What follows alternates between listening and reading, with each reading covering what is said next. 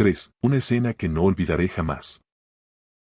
Cuando el sol se ponía y comenzaba aquella melancólica noche, vi la solitaria figura del indio en la vasta planicie que se abría allá abajo ante mí, y lo contemplé, como a una débil esperanza de salvación, hasta que desapareció entre las nieblas del atardecer, que se elevaban teñidas de rosa por el sol poniente entre el río distante y yo. Estaba ya muy oscuro cuando regresé al fin a nuestro devastado campamento, y mi última visión al irme fue el rojo resplandor de la hoguera de Sambo, único punto de luz en el ancho mundo de abajo, como lo era su presencia leal en mi propia alma ensombrecida. Y, sin embargo, me sentía más contento ahora, como no me había sentido después de aquel golpe aplastante que había caído sobre mí, porque era bueno pensar que el mundo sabría lo que habíamos hecho. De modo que en el peor de los casos nuestros nombres no perecerían con nuestros cuerpos, sino que pasarían a la posteridad asociados al resultado de nuestros trabajos. Era algo aterrador dormir en aquel fatídico campamento, pero aún era más enervante hacerlo en la maraña de la jungla. Pero no había otra alternativa.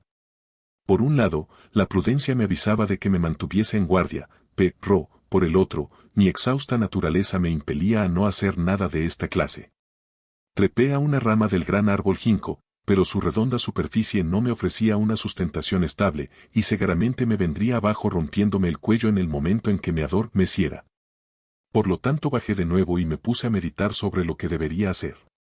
Por último, cerré la puerta de la zareba, encendí 3 fuegos separados en triángulo. Después de haber ingerido una cena reconfortante, me sumí en un profundo sueño, que tuvo un despertar tan sorprendente como bienvenido.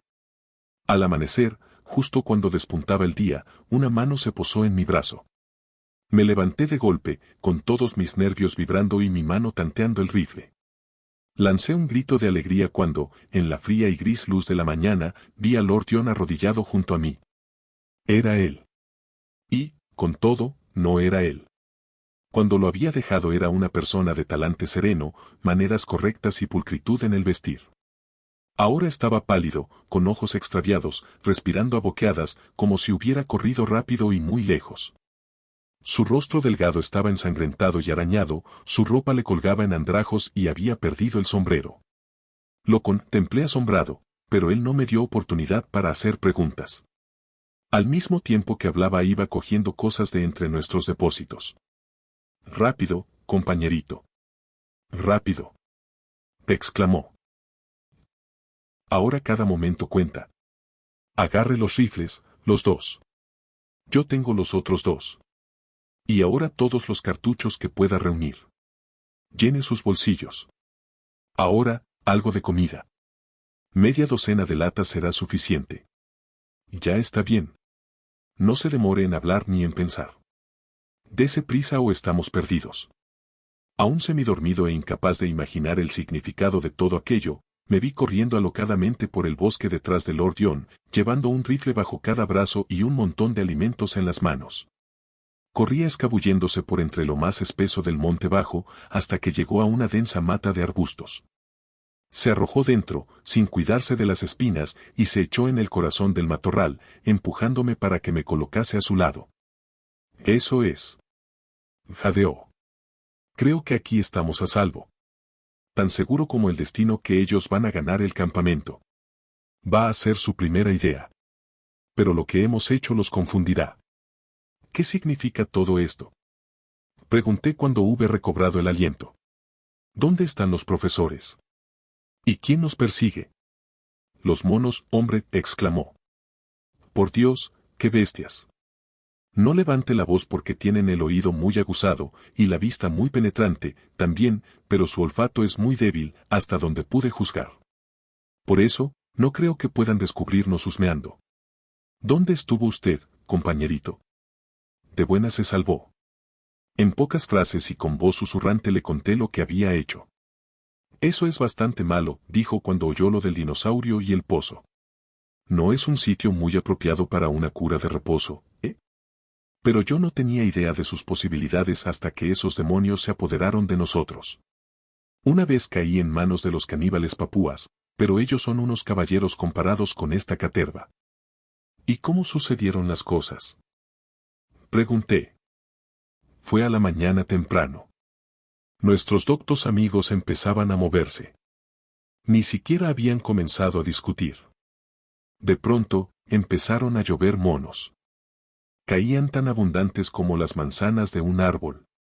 Supongo que se habían ido reuniendo en la oscuridad hasta que el gran árbol que se extendía sobre nuestras cabezas estuvo repleto de ellos. Yo le disparé a uno de ellos en la barriga, pero antes de que supiéramos dónde estábamos nos habían puesto de espaldas en el suelo, con los brazos abiertos.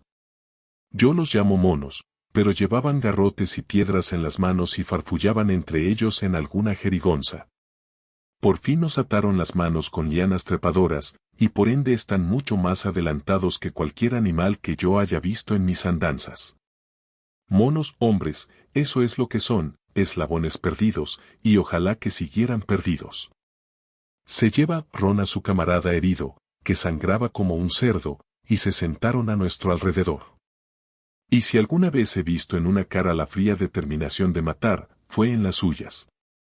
Eran fulanos muy grandes, grandes como un hombre y mucho más fuertes. Tienen unos extraños ojos grises y cristalinos, bajo unas cejas peludas y rojizas.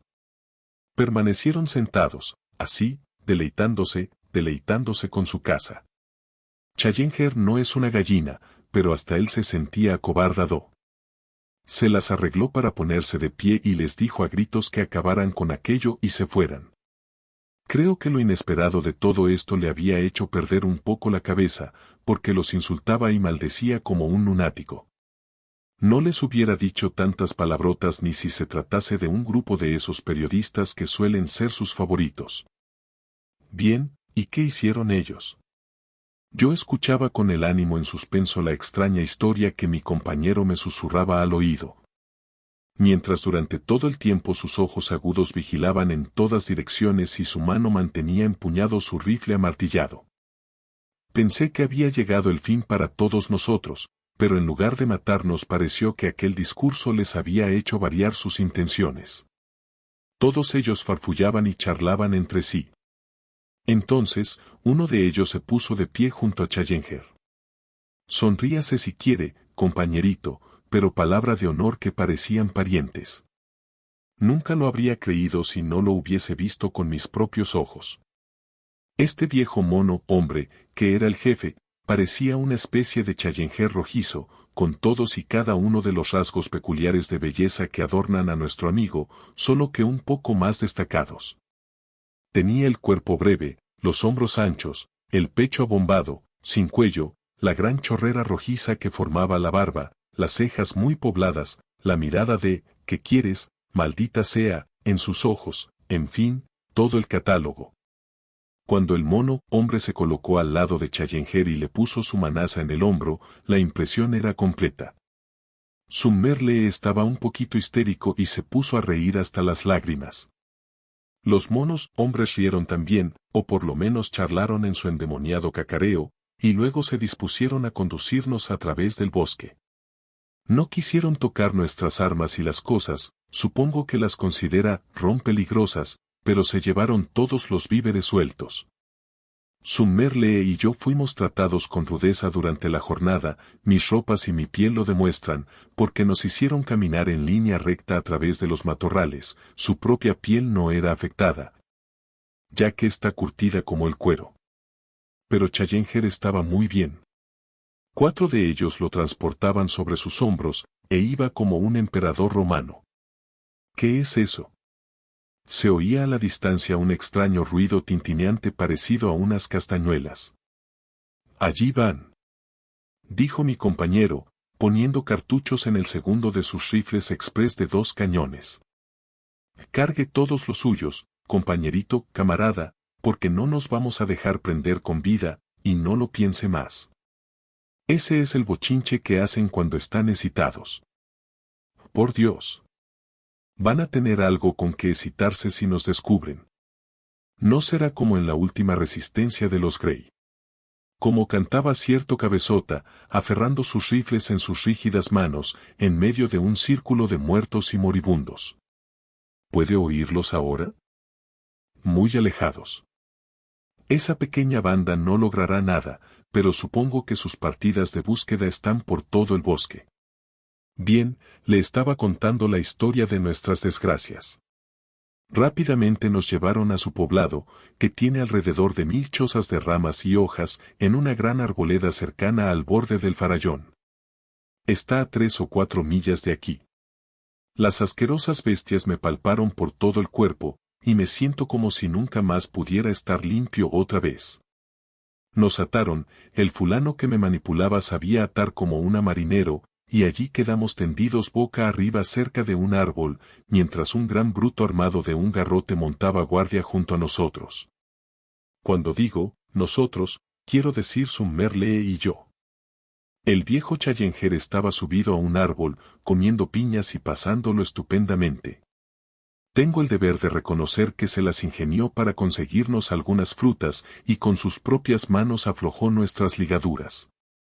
Si usted lo hubiese visto sentado en lo alto de aquel árbol, en plena intimidad con su hermano gemelo, y cantando con su retumbante voz de bajo repicar, locas campanas, porque cualquier clase de música los pone de buen humor, habría sonreído.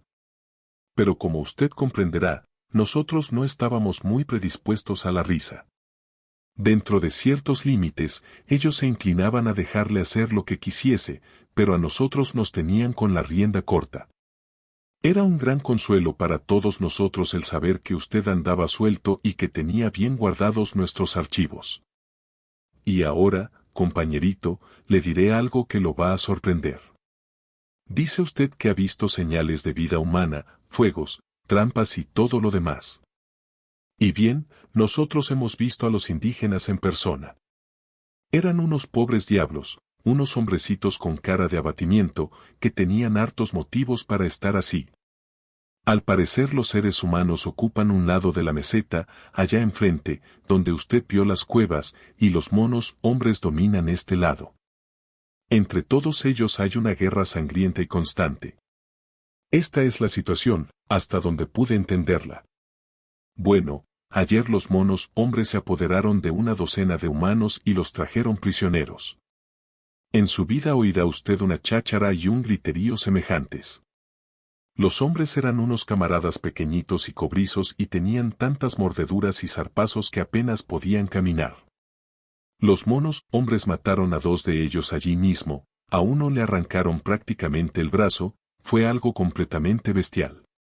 Eran unos chicos animosos y apenas si lanzaron un gemido. Pero a nosotros nos dejó literalmente enfermos. Summerlee se desmayó y el mismo Challenger tuvo gran trabajo para sostenerse firme. Creo que ya se han esfumado, ¿no es cierto? Escuchamos atentamente, pero solo las llamadas de los pájaros turbaban la profunda paz de la selva. Lord John volvió a su relato. Creo que se ha escapado usted de milagro, compañerito camarada. Probablemente la captura de esos indios les hizo borrar de la memoria la presencia de usted, porque de otro modo hubieran vuelto al campamento, fatalmente, y le habrían cogido allí. Naturalmente, como usted dijo, nos habían estado vigilando desde el principio encaramados en aquel árbol y sabían perfectamente que faltaba uno de nosotros. No obstante, solo podían pensar en su última redada, por eso fui yo y no una pandilla de monos quien le despertó esta mañana. Bueno, después tuvimos otro asunto horripilante. Dios mío. ¡Qué pesadilla fue todo aquello! ¿Recuerda aquella gran franja de cañas aguzadas, allá abajo, donde encontramos el esqueleto del norteamericano? Bien, está exactamente debajo del poblado de los monos hombres y por allí hacen saltar a sus prisioneros. Creo que si buscamos encontraremos montones de esqueletos en ese lugar. Tienen una especie de campo de desfiles en la cima y el despeñamiento se hace con las ceremonias apropiadas. Uno a uno, los pobres diablos tienen que saltar y el juego consiste en ver si sencillamente se hacen pedazos contra el suelo o si quedan ensartados en las cañas. Nos llevaron a ver la ceremonia y toda la tribu se alineó en el borde. 4 indios saltaron y las cañas los atravesaron como agujas de coser a un pedazo de mantequilla. No es raro que hayamos encontrado el esqueleto del pobre yanqui con las cañas creciendo entre sus costillas. Era horrible, más diabólicamente interesante. Todos mirábamos fascinados a los que daban la zambullida, aun cuando pensásemos que el próximo podía ser nuestro turno en el trampolín. Pero no nos tocó el turno. Guardaron a 6 de los indios para hoy, eso al menos me pareció entender, pero sospecho que íbamos a ser nosotros los astros protagonistas de la función. Puede que Challenger quedase fuera, pero Summerlee y yo estábamos en la lista. Su lenguaje incluye muchas señas, y no era difícil seguirlo. Por eso, me pareció que era tiempo de arruinarles la función. Yo había estado maquinando el asunto y tenía 2 o 3 cosas claras en mi cabeza. Todo recaería sobre mí, porque Summerlee estaba inutilizado y Challenger no podía mucho más.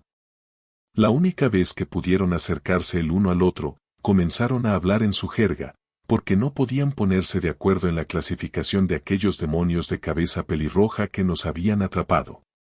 Uno decía que eran driopitecos de Java y el otro aseguraba que se trataba del pitecántropo. Locura llamo yo a eso, tonterías, o ambas cosas. Pero, como digo, yo había pensado en una o 2 cosas que podían ser de provecho. Una era que aquellos brutos no podían correr tan rápido como un hombre en terreno abierto. Tienen las piernas cortas y combadas, ve usted, y cuerpos pesados.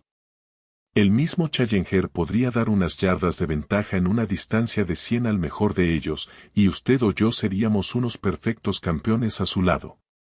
La otra cosa era que no sabían nada acerca de las armas de fuego. Creo que nunca llegaron a comprender cómo se había herido el fulano aquel que derribé de un balazo. Si lográbamos apoderarnos de nuestros rifles, nadie podría decir lo que éramos capaces de hacer. Por eso me escapé esta mañana temprano, le di una patada a mi guardián en la barriga que le dejó fuera de combate y me lancé a la carrera hacia el campamento. Allí lo encontré a usted y a los rifles. Y ahora aquí estamos. Pero los profesores, exclamé consternado. Bueno, debemos volver para buscarlos y sacarlos de allí. Yo no pude traerlos. Challenger seguía subido en el árbol y Summerlee no estaba en condiciones de soportar el esfuerzo. La única probabilidad era venir a buscar las armas y tratar de rescatarlos. Claro que podría ser que los arrojaran de inmediato por los invernales para vengarse. No creo que se animen a tocar a Challenger, pero no respondería de Summerlee.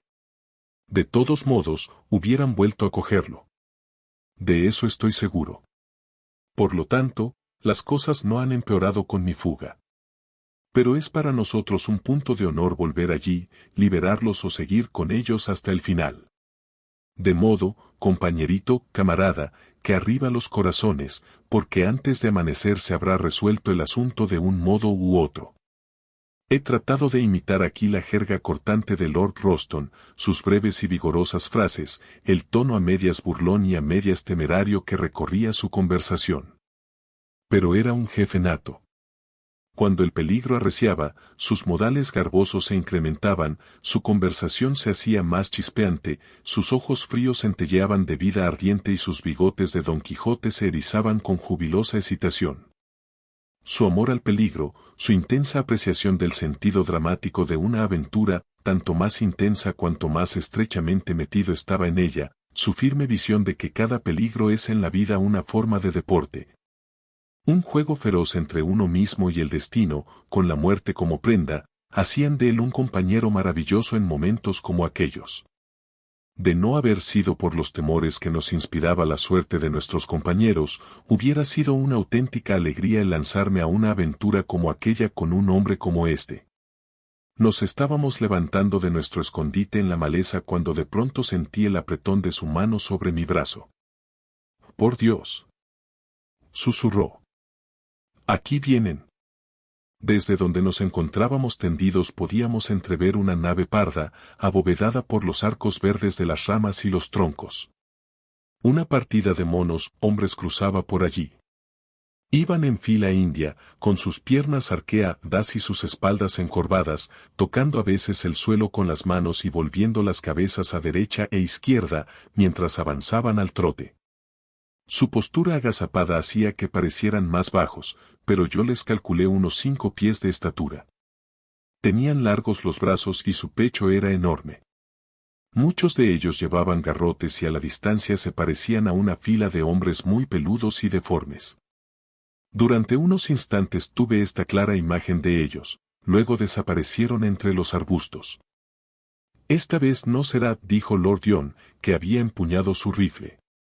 Nuestra mejor oportunidad está en permanecer quietos hasta que hayan abandonado la búsqueda. Luego veremos cuándo podemos volver a su poblado y golpearlos donde más les duela. Démosles una hora y luego partiremos. Llenamos la espera abriendo una de nuestras latas de comida y asegurándonos el desayuno. Lord Roston solo había probado algo de fruta desde la mañana anterior y devoró como un hombre hambriento. Luego, por fin, con nuestros bolsillos atestados de cartuchos y un rifle en cada mano, nos dirigimos a nuestra misión de rescate.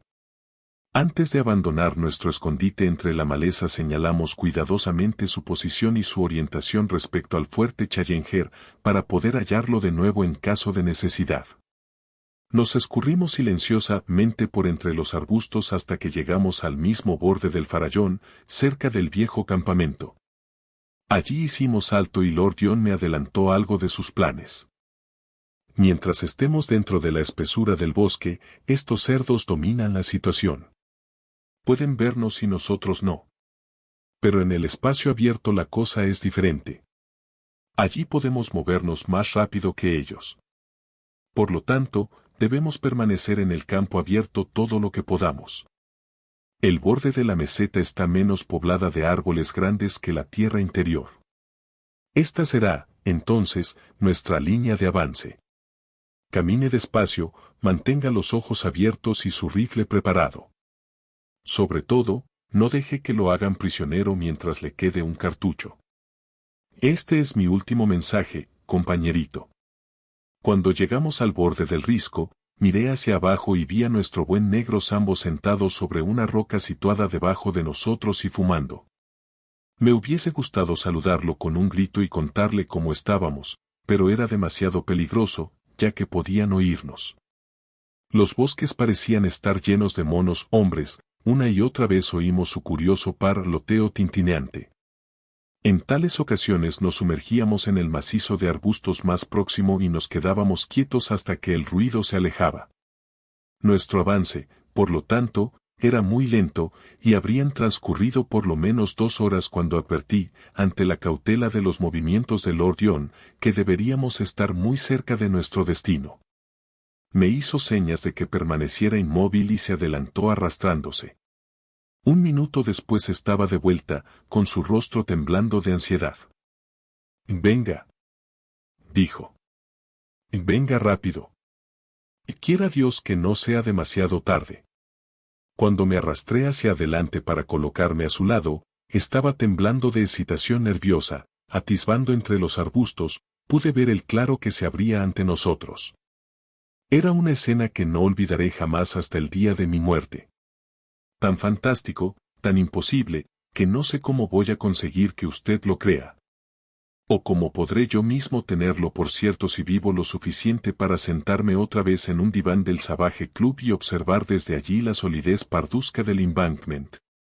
Sé que entonces me parecerá una pesadilla salvaje, un delirio febril.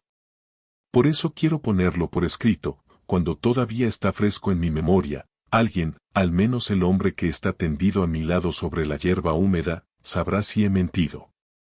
Un espacio amplio y abierto se extendía ante nosotros, tendría unos centenares de yardas de ancho, cubierto de césped verde y arbustos bajos hasta el mismo filo del precipicio. Rodeando este claro, crecía un semicírculo de árboles que tenían unas curiosas chozas edificadas con follaje y apiladas unas encima de las otras entre las ramas. Se parecía a un roquedal donde anidan las aves marinas, y cada nido era una pequeña casa. Las entradas de estas casas y las ramas de los árboles estaban atestadas de una densa muchedumbre de monos hombres, de cuya estatura deduje que eran las hembras y los niños de la tribu. Ellos formaban el fondo del cuadro y todos estaban mirando con ansiedad la misma escena que nos fascinaba y azoraba a nosotros. En aquel espacio abierto y cerca del borde del farallón estaba reunido un grupo de más de un centenar de aquellos seres velludos, de pelo rojizo, muchos de ellos de enorme talla y todos de horrible apariencia. Reinaba cierta disciplina entre ellos, porque ninguno intentaba romper la línea que habían formado. Frente a ellos se hallaba un pequeño grupo de indios, eran unos individuos pequeños, bien formados, de piel rojiza que brillaba como cobre pulimentado bajo la fuerte luz del sol. Junto a ellos estaba de pie un hombre blanco, alto y delgado, con los brazos cruzados y la cabeza inclinada, expresando con toda su actitud el horror y la congoja. No había error posible, era la angulosa figura del profesor Sumner Lee. Delante y alrededor del abatido grupo de prisioneros había algunos monos hombres que los vigilaban estrechamente y hacían la huida imposible.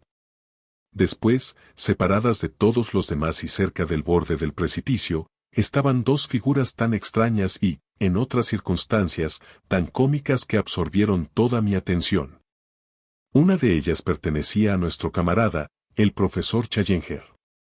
Los restos de su chaqueta aún colgaban de sus hombros, pero su camisa estaba completamente desgarrada y su gran barba se mezclaba con la negra maraña que cubría su poderoso pecho.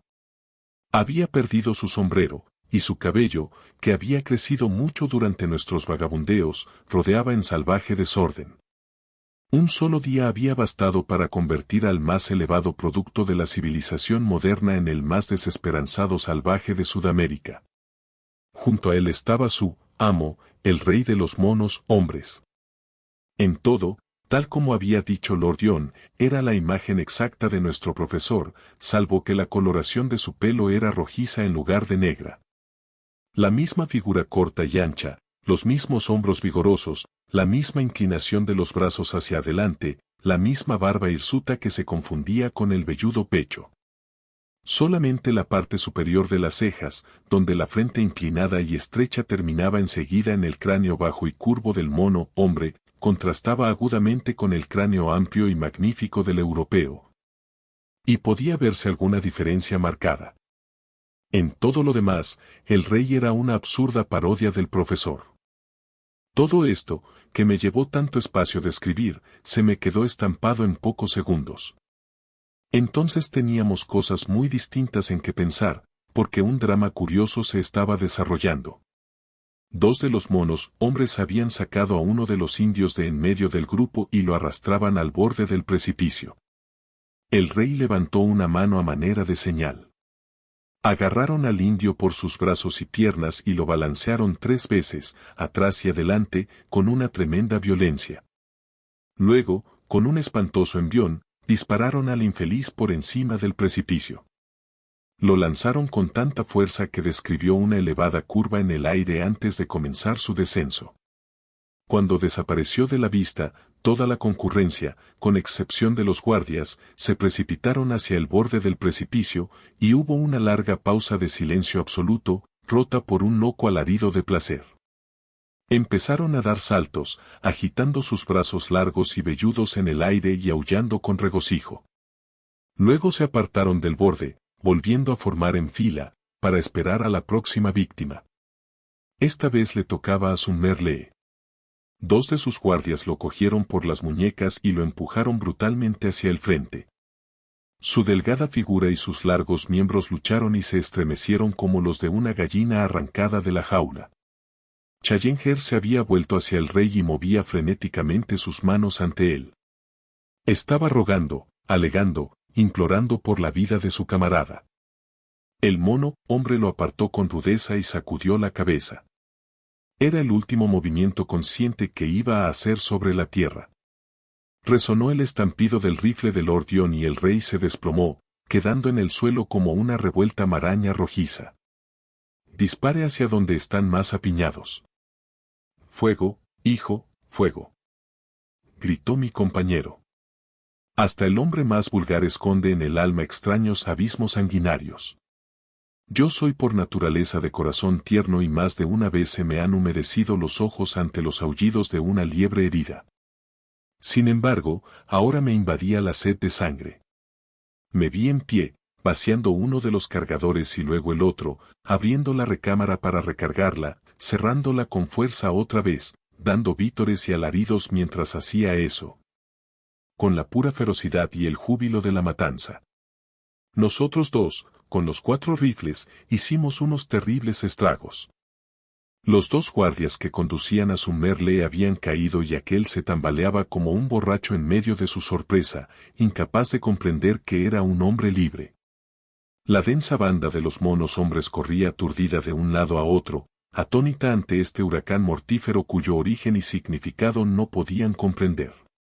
Se agitaban, gesticulaban, chillaban y saltaban por encima de los que habían caído.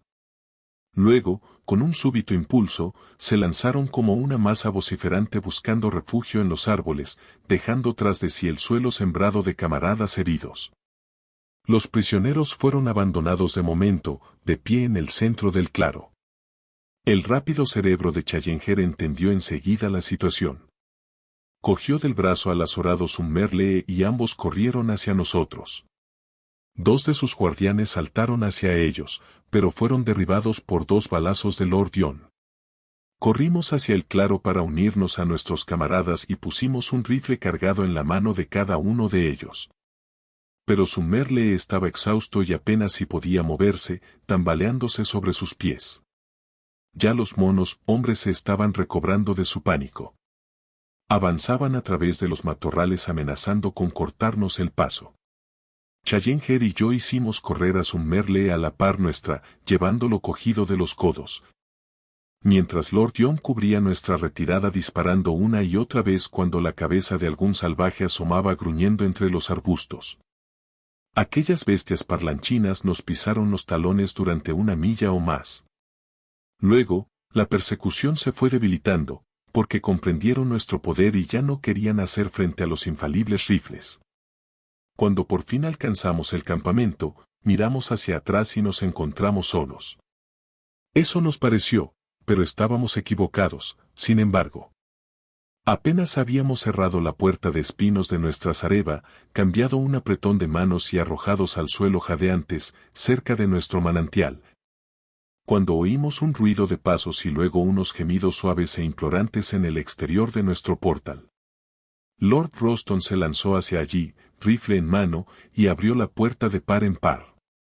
Allí, prosternados hasta tocar el suelo con la frente, estaban tendidas las pequeñas figuras cobrizas de los 4 indios supervivientes, temblando de miedo ante nuestra presencia pero sin embargo implorando nuestra ayuda. Con un expresivo ademán uno de ellos señaló los bosques que los rodeaban, queriendo significar que estaban llenos de peligros. De inmediato, se precipitó hacia adelante y rodeando con los brazos las piernas de Lord John apoyó su cara contra ellas. ¡Por Dios!, exclamó Lord John atusando su bigote con gran perplejidad. ¿Qué vamos a hacer con esta gente?, digo yo. Levántese, muchacho, y aparte su cara de mis botas. Summerlee se estaba incorporando y estaba cargando su vieja pipa de escaramujo. Debemos ponerlos a salvo, dijo. Usted nos ha arrancado a todos de las fauces de la muerte. Palabra que ha sido una obra bien hecha. Admirable, exclamó Challenger. Admirable. No solo nosotros como individuos, sino toda la ciencia europea colectivamente, estamos obligados a usted por una profunda deuda de gratitud ante lo que ha hecho. No vacilo en declarar que la desaparición del profesor Summerlee y la mía propia habrían dejado un sensible vacío en la historia moderna de la zoología. Nuestro joven amigo aquí presente y usted han hecho un trabajo estupendo. Nos brindó la resplandeciente sonrisa paternal de siempre. Pero la ciencia europea se habría sentido algo sorprendida si hubiera podido ver a su hijo dilecto, esperanza del futuro, con su cabeza enmarañada y desaseada, su pecho desnudo y sus ropas hechas jirones. Tenía una de las latas de carne entre sus rodillas y sostenía entre sus dedos un voluminoso trozo de carnero australiano en conserva. El indio levantó la vista hacia él y luego, con un gañido, se prosternó en el suelo agarrándose a la pierna de Lord John. No te asustes, jovencito, dijo Lord John palmeando la desgreñada cabeza que tenía delante. Challenger, su aspecto lo ha confundido. Y, por Dios, que no me extraña. Bueno, mocito, él es un ser humano, nada más, igual que todos nosotros. Verdaderamente, señor, exclamó el profesor. Bueno, Challenger, ha sido una suerte para usted que usted se salga un poco de lo ordinario. De no ser por su gran parecido con el rey. A fe mía, Lord Roston, que usted va demasiado lejos. Bueno, es un hecho. Le ruego, señor, que cambie de tema. Sus observaciones son irrelevantes e ininteligibles. El problema que se nos presenta es, ¿qué vamos a hacer con estos indios? Resulta obvio que deberíamos escoltarlos hasta sus hogares, si supiéramos dónde viven. Sobre eso no hay dificultad alguna, dije. Viven en las cuevas que hay al otro lado del lago central. Nuestro joven amigo aquí presente sabe dónde viven. Sospecho que será bastante lejos. Unas 20 millas largas, dije. Summerlee lanzó un gruñido. Yo, por mi parte, no podré llegar hasta allí. Todavía estoy escuchando los aullidos de esas bestias siguiendo nuestro rastro.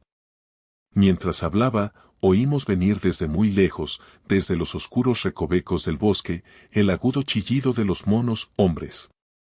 Los indios, de nuevo, lanzaron un débil lamento de temor. Tenemos que irnos, e irnos rápidamente, dijo Lord John. Usted ayude a Summerlee, compañerito. Estos indios pueden cargar con nuestras provisiones. Vamos, pues, antes de que puedan vernos. En menos de media hora habíamos alcanzado nuestro refugio en la maleza y nos habíamos ocultado dentro. Durante todo el día escuchamos las llamadas agitadas de los hombres monos en dirección de nuestro antiguo campamento, pero ninguno de ellos vino hacia donde estábamos, de modo que los cansados fugitivos, rojos y blancos, gozaron de un largo y profundo sueño. Me hallaba yo adormecido, al anochecer, cuando alguien me tiró de la manga y advertí que Challenger estaba arrodillado junto a mí. Señor Malone, usted lleva un diario de todos estos acontecimientos y espera eventualmente publicarlos, dijo solemnemente. Estoy aquí solamente como un corresponsal de prensa, contesté. Exactamente. Quizá haya escuchado usted algunas fatuas observaciones de Lord John Roston, de las que parecía deducirse que había cierta semejanza. Sí, he escuchado.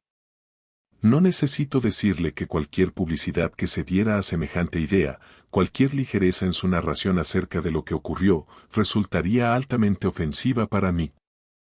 Me mantendré dentro de los límites de la verdad. Las observaciones de Lord John son frecuentemente fantasiosas en exceso, y es capaz de atribuir las razones más absurdas al respeto que siempre demuestran hasta las razas más subdesarrolladas hacia la dignidad y el carácter. ¿Sigue usted mi razonamiento? Por entero. Dejo el asunto a su libre discreción. Y añadió después de una larga pausa. En realidad, el rey de los monos hombres era un ser de gran distinción, una personalidad de notable belleza e inteligencia. ¿No le impresionó así a usted? Un ser extraordinario, dije. Y el profesor, que pareció haberse quitado una gran preocupación, se acostó de nuevo a dormir.